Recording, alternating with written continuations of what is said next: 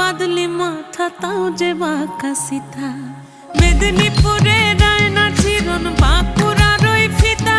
আর যতন করে বাঁধলি মাথা তাও যে বাঁকা সিথা পেছ পাড়িয়া রাজকুমার